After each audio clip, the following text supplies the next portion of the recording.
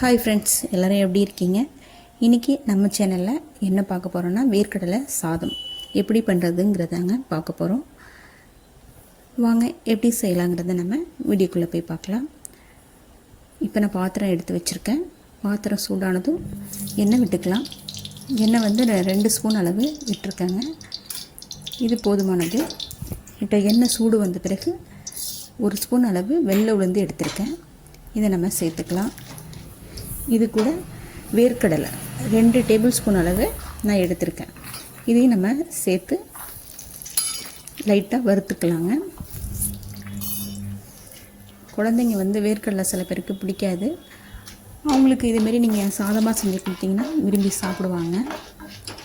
ஸ்கூலுக்கு லஞ்ச் பாக்ஸுக்கும் இது கொடுத்து அனுப்பலாம். டிஃபன் பாக்ஸ் காலியாக வரும்.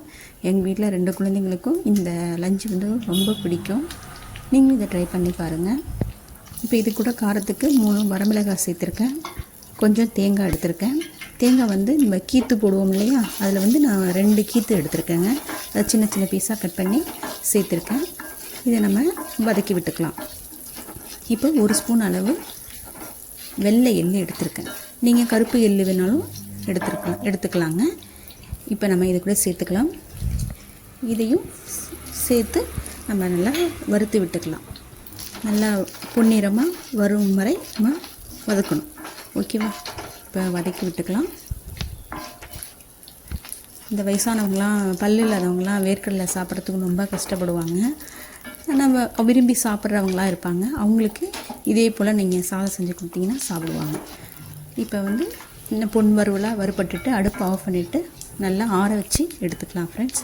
இதை மிக்ஸி ஜாரில் சேர்த்து நல்லா பொடி பண்ணி எடுத்து வச்சுக்கலாம். இதேமாரி நீங்கள் பொடி பண்ணி எடுத்து வச்சுக்கோங்க. இப்போ தாளிப்புக்காக பாத்திரம் வச்சு 1 ஸ்பூன் அளவு எண்ணெய் விட்டுருக்கேன். இப்போ எண்ணெய் சூடானதும் கடுகு உளுத்தம்பருப்பு 1 ஸ்பூன் அளவு எடுத்திருக்கேன் ஃப்ரெண்ட். இது பொரியட்டும். இது கூட கடலைப்பருப்பு 1 ஸ்பூன், வறுத்த வேர்க்கடலை எடுத்திருக்கேன். இது 1 ஸ்பூன் அளவு சேர்த்துக்கோங்க. சாதம் சாப்பிடும்போது நமக்கு இந்த வேர்க்கடலை வந்து பல்லில் கடிப்பட்டதுன்னா நல்லாயிருக்கும். அது நீங்கள் வயசானவங்களுக்கு கொடுக்குறீங்க அப்படின்னா இந்த வேர்க்கடலை வந்து நீங்கள் எடுத்துக்கோ தேவையில்லை. உங்களுக்கு கடிக்கும்போது கொஞ்சம் கஷ்டமாக இருக்கும் பல்லு இல்லாதவங்களுக்கு. ஓகேங்களா? இப்போ 1 கொத்து கருவேப்பிலை சேர்த்துக்கலாம்.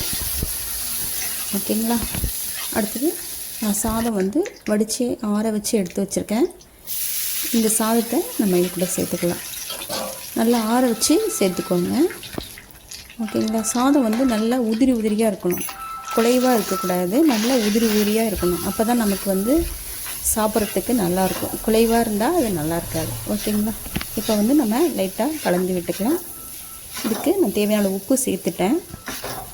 அடுத்தது பாருங்கள், நல்லா கலந்து விட்டாச்சு. சாதம் நல்லா உதிரியாக இருக்குது பார்த்தீங்களா? இதே போல் இருக்கணும். ஓகேவா? இப்போ வந்து நம்ம ரெடி பண்ணி எடுத்து வச்சுருக்க பொடியை இது கூட சேர்த்துக்கலாம் ஃப்ரெண்ட். இப்போ சேர்த்து நல்லா கலந்து கொடுத்துக்கலாம். பாருங்கள், நல்லா கலந்து கொடுக்கணும்.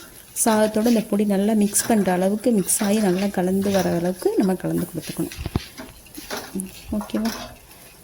இப்போ பாருங்கள் சாதம் ரெடி. கொஞ்சமாக மல்லித்தூளை மேலே சேர்த்துருக்கேன். இது லஞ்சுக்கு நல்லாயிருக்கும். குழந்தைங்களுக்கு செஞ்சு கொடுங்க, நீங்களும் சாப்பிடுங்க. இந்த சாதத்துக்கு தொட்டுக்கிறதுக்கு என்ன வச்சு சாப்பிட்லான்னா அப்பளம், கூழ்வத்தல் இருக்குங்க இல்லையா, அது வச்சு சாப்பிட்லாம்.